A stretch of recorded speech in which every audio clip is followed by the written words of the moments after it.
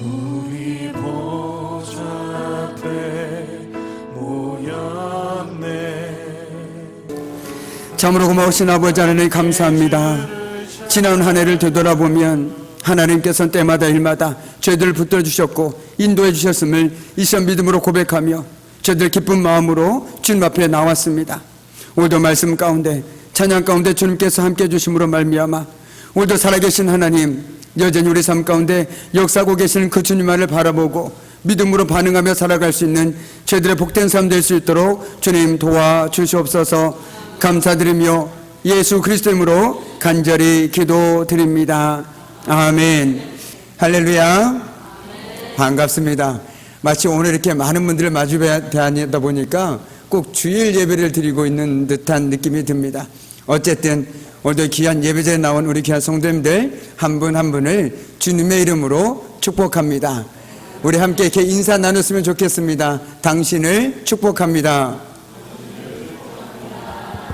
네, 우리는 언제나 나도 축복을 받아야 되지만 내가 받은 축복을 또한 함께 나눌 수 있는 그런 복된 삶을 살아가야 될 줄 믿습니다. 언제나 저와 여러분을 만나면 누군가가 복을 받고 누군가가 기분이 좋아지고 누군가가 하나님의 은혜를 누릴 수 있는 저와 여러분의 삶이 되기를 다시 한번 주님의 이름으로 간절히 축복합니다. 아멘. 저도 그렇지만 사람들에게는 누구나 다 고정관념이라는 것이 있습니다. 그런데 고정관념은 때론 우리로 하나님 말씀에 순종하는 것을 참으로 주저하게 만듭니다. 내가 내린 결론이 머릿속을 지배하게 되면 하나님 말씀에 순종하기가 너무나도 어렵습니다. 이미 내 머릿속에서 결론을 지어내버렸기에 하나님이 뭐라고 하든 누가 뭐라고 하든 그것은 안 된다라는 결론에 이르게 된다라는 것이죠. 모든 것을 내 마음과 생각의 잣대로 결정하고 판단하기 때문입니다. 그런데 교회 밖에서는 이것이 당연하고 이것이 지혜로운 것입니다.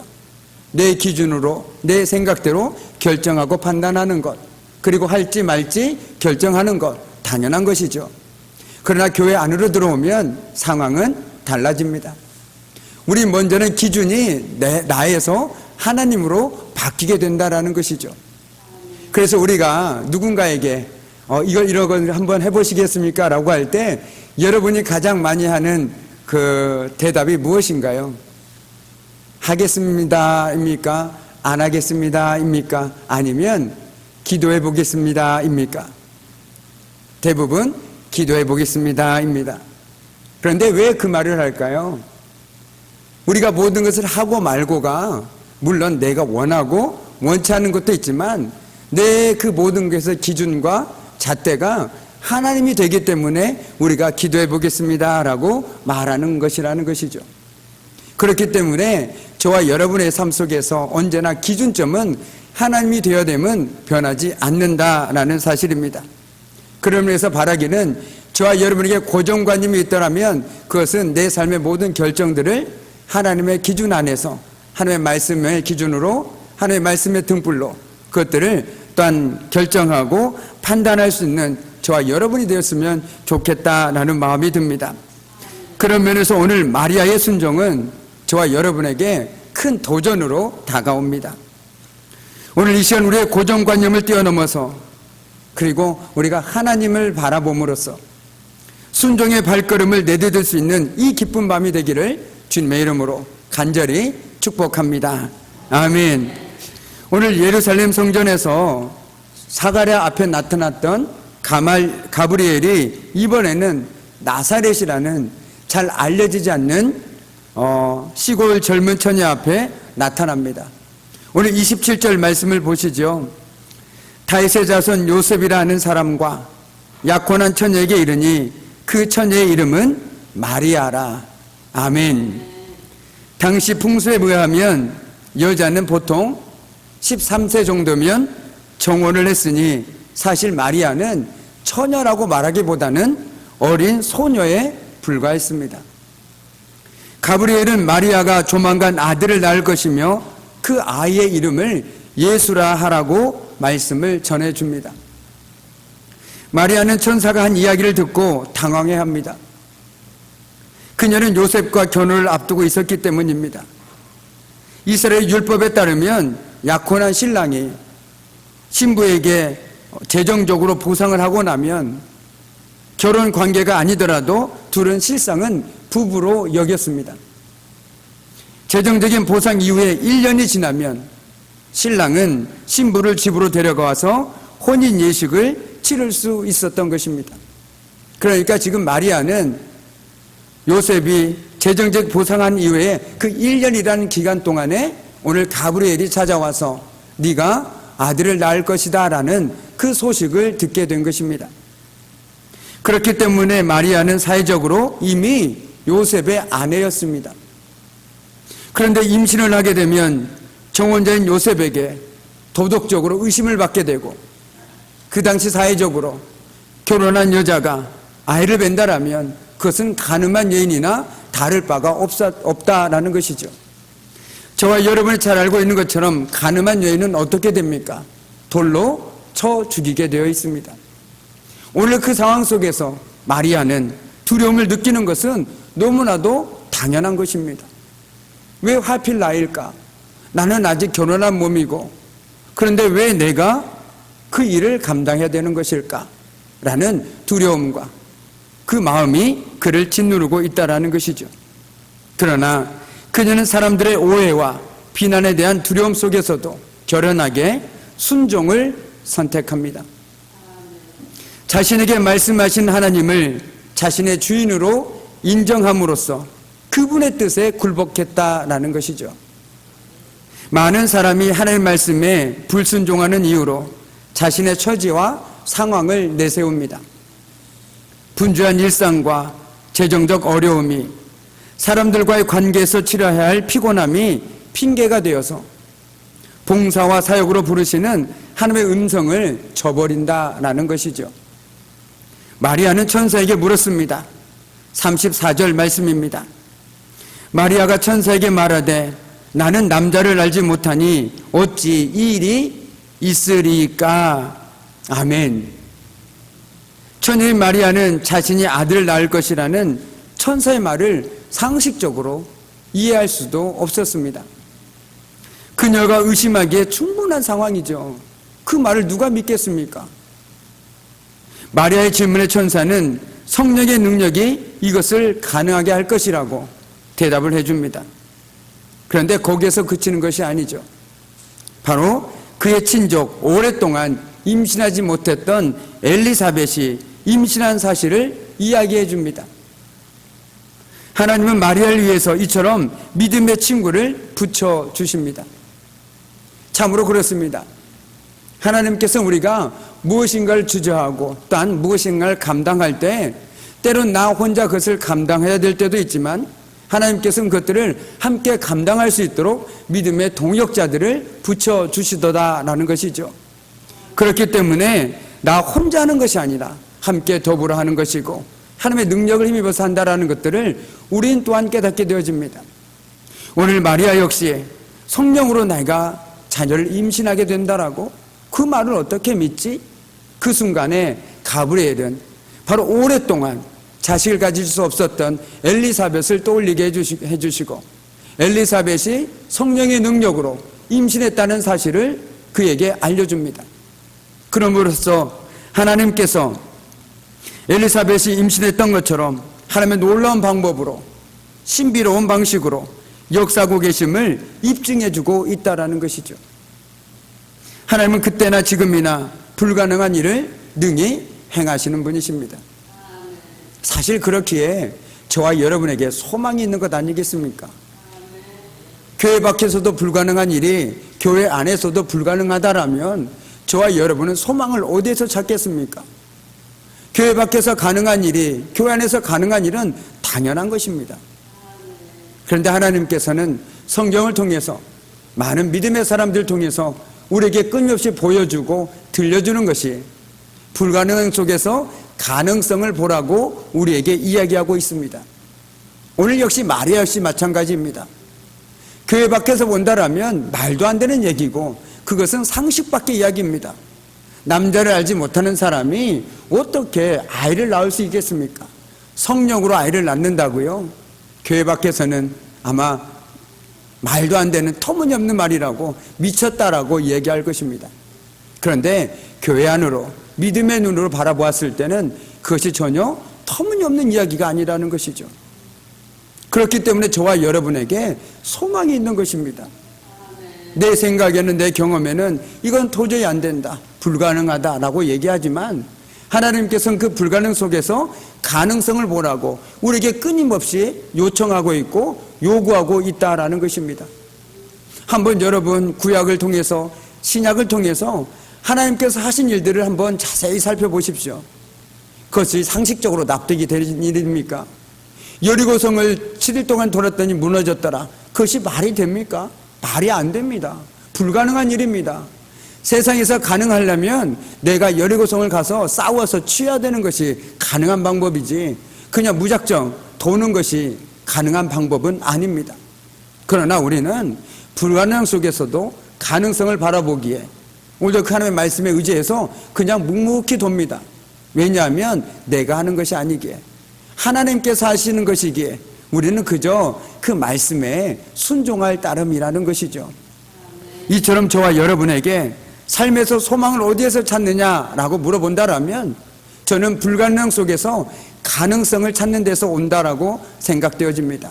그리고 이것이 바로 믿음이라는 것이죠. 여하튼 엘리사벳의 임신 사실은 마리아 하여금 정말 성령님께서 자신의 잉태를 알리는 천사의 말에 큰 확신을 갖게 했다라는 것입니다. 내 친척도 아이를 갖지 못했는데 성령으로 임신했는데 나 역시 그것이 불가능한 일은 아니겠구나 라는 확신을 갖게 되었다라는 것이죠. 그렇습니다. 우리가 신앙생활을 하다 보면 믿음의 확신을 갖는 길은 참으로 여러 가지 길이 있습니다. 말씀을 듣고 보거나 또는 기도의 응답을 받거나 또는 하나님의 신비로운 능력을 개인적으로 직접 체험하거나 할 때 믿음의 확신과 정말 하나님의 말씀은 살아 역사하시는구나, 하나님은 말씀대로 정말 역사하시는 분이시구나 라는 것들을 우리는 확신할 수 있다는 것입니다. 그러나 또 하나의 길이 있습니다. 그것은 바로 하나님께서 우리 이웃 성도들에게 베푸신 섭리를 보고도 믿음의 확신을 얻을 수 있다는 것이죠. 바로 같이 신앙생활하는 우리 믿음의 권석이 기도의 응답을 받는 것을 본다거나 아니면 기도했더니 병이 치유되었던다든가 또는 하나님께 충성함으로써 여러 가지 복을 받는 것을 보고 우리 역시 신앙의 확신을 갖게 된다는 것이죠.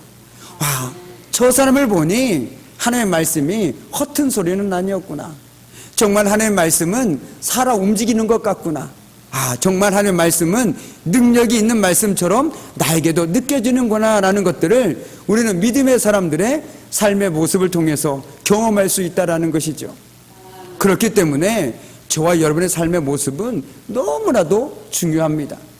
누군가에게 걸림돌도 될 수 있지만 누군가에게 간접적으로나마 하나님을 경험하게 할 수 있는 디딤돌이 될 수 있다라는 것이죠.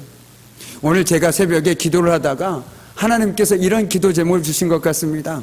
하나님, 저는 우리 장동교회가 영적으로 다시 한번 깨어나길 원합니다. 그런데 제가 그 영적으로 깨어나는데 정말 불쏘시개의 역할을 감당하길 원합니다 라는 기도 제목을 저에게 주셨습니다. 불쏘시개가 뭔가요? 불을 지필 때 가장 먼저 불을 활발할 수 있는 그 불쏘시개 역할, 그것이 있어야 불이 살라지지 않겠습니까? 저를 위해서 기도해 주시기 바랍니다. 정말 제가 우리 장동교회가 정말 영적으로 부흥하는데, 깨어나는데 불쏘시개 역할을 감당할 수 있는 제가 될 수 있도록 우리 함께 기도해 주실 때 정말 우리 교회가, 우리 믿음의 권속들이 믿음 안에서 깨어서 또한 하나님의 은혜를 누리며 살아가는 우리 복된 성도들의 삶이 되지 않겠습니까? 저는 정말 그렇게 생각합니다. 그리고 오늘부터 더욱더 기도할 것입니다. 주님, 제가 영적 불쏘시개가 되겠습니다. 저를 통해서 잠자고 있는 우리 믿음의 권속들이 깨어나게 해주시고 시험에 들고 상처받은 우리 믿음의 권속들이 주님의 품으로 돌아오게 해주시고, 그 특별히 무엇보다도 육신의 연약함으로 인해서 힘든 시간을 보내고 있는 우리 믿음의 권속들이 하나님을 만나고 경험하고 영적으로나 육적으로나 회복되는 은혜를 누릴 수 있게 해달라고 기도하겠습니다. 함께 기도해 주실 거죠? 아멘입니다. 우리 모두가 저뿐만이 아닙니다. 우리 모두가 그런 영적 불쏘시개가 되어주셔서 우리 교회가 정말 영적으로 뜨거워지고 무엇보다도 믿음으로 언제나 하나님을 바라보고 서로 격려해주고 세워줄 수 있는 저와 여러분이 되기를 주님의 이름으로 간절히 축복합니다. 아멘. 또 이렇게 우리가 믿음의 생활을 하는데 정말 나에게 확신을 주는 것은 바로 이처럼 우리보다 먼저 하나님을 믿은 믿음의 사람들의 삶의 흔적입니다. 그렇기 때문에 성경에서는 많은 믿음의 사람들의 삶의 모습을 우리에게 보여줍니다. 아브라함, 다윗, 모세, 그 모든 사람들의 모습을 보여주면서 봐라, 이 사람들이 하나님을 믿었더니 어떻게 되었느냐, 이것들을 보고 너희도 믿을 건지 말 건지를 결정해라 라고 우리에게 하나님께서는 오늘도 말씀을 통해서 우리들에게 분명하게 얘기해 주고 있다는 것입니다. 우리가 믿음이라는 것은 단순히 추상적인 것이 아닙니다. 그냥 믿습니다라는 것이 아닙니다. 어떤 사람들의 삶의 모습을 보고 진짜 하나님은 계시는구나, 진짜 하나님의 말씀은 살아 역사하시는구나, 이것들을 경험하고 살아가는 것이 진짜 신앙생활이지 그냥 믿습니다 100번, 1000번, 10,000번 한다고 해서 내 믿음이 자라는 것은 결코 아니라는 것이죠. 그러면서 우리는 오늘 많은 믿음의 선진들의 그 뒤를 따라가는 우리는 큰 확신과 자신감을 얻을 수 있다는 것입니다. 혹 우리가 믿음이 흔들리고 의심이 들 때 다른 곳을 쳐다보지 마시고 나보다 먼저 앞서서 신앙생활을 했던 많은 믿음의 선진들의 삶과 그들에게 임했던 하나님의 손길을 한번 살펴보시기 바랍니다. 그럴 때 그들에게 임한 하나님의 섭리를 통해서 우리 역시 흔들리지 않는 신앙의 확신을 얻게 될 것이라고 저는 확신합니다. 우리보다 앞서 신앙생활한 많은 믿음의 사람들의 그 삶의 흔적을 바라보니 지금 비록 내가 확신할 수는 없지만 내 믿음이 연약하여 정말 하나님이 살아계시는지, 하나님이 내 삶 가운데도 함께 하시는지 알 수는 없지만 그럼에도 저 사람의 모습을 보니 하나님은 분명 계시는 것 같구나, 그럼으로써 내가 믿음으로 하나님 앞에 한 걸음 한 걸음 나아갈 수 있다라는 것이죠. 가브리엘 천사는 오늘 마리아에게 이렇게 말합니다. 대저 하나님의 모든 말씀은 능하지 못하심이 없느니라. 아멘. 천사는 마리아에게 하나님의 무한하신 능력을 믿으라고 도전하고 있는 것입니다. 나를 믿지 못할지라도 하나님의 말씀을 믿어라, 지금 그렇게 요구하고 있는 것입니다. 하나님의 말씀은 능하지 못하심이 없으니 너는 그 말씀을 의지해서 하나님을 믿어라. 때론 하나님의 전능하심에 대한 믿음을 가지고 우리 이성을 뛰어넘은 순종해야 할 때도 있습니다. 내가 이해할 수 없어도, 납득할 수 없어도 순종해야 될 때가 있다라는 것이죠. 오늘 마리아를 한번 보십시오. 처녀가 어느 날 갑자기 아이를 낳는다는 뜬금없는 소리를 듣습니다. 내 이성이 작동합니다. 말도 안 되는 소리다. 이건 누가 와도 안 되는 소리다. 내 이성은 끊임없이 나를 깨우쳐줍니다. 그럴 때 필요한 것이 바로 믿음이라는 것이죠. 오늘 마리아는 그 이성의 의로 이해되지 않는 하나님의 뜻에 믿음으로 순종했다라는 것입니다. 하나님은 지금도 우리에게 믿음의 순종을 요구하고 계십니다. 그냥 억지로 하는 순종이 아니라 믿음의 순종을 얘기하고 있는 것입니다. 오직 하나님의 약속을 신뢰하라고 말씀하십니다. 참된 순종은 우리의 상황과 우리의 생각을 내려놓는 것입니다. 우리 38절 말씀을 함께 읽도록 하겠습니다. 38절 말씀입니다. 마리아가 이르되 주의 여종이 오니 말씀대로 내게 이루어지이다 하매 천사가 떠나가니라. 아멘. 천사를 통해 전해주신 하나님의 잉태고지에 대한 마리아의 최종 응답입니다. 그녀의 응답인즉 주의 여정이 오니 말씀대로 내게 이루어지리이다 라고 하였습니다. 마리아의 순종은 하나님의 말씀을 신뢰하면서 나온 것이었습니다. 내 생각과 경험보다 하나님의 말씀을 앞세울 때 가능한 순종이라는 것이죠. 말씀보다 내 생각이 앞서면 결코 순종할 수 없는 일입니다. 그러나 내 생각과 경험보다 하나님의 말씀을 앞세울 때 우리는 순종하는 삶을 살 수 있다라는 것이죠. 바라기는 불가능해 보이는 상황에서 하나님의 전능하심을 신뢰하라는 요구에 우리가 믿음으로 순종함으로써 하나님의 구원이 임하는 역사를 경험하는 저와 여러분의 복된 삶 되기를 주님의 이름으로 간절히 축복합니다. 아멘. 이제 말씀을 마무리 짓도록 하겠습니다.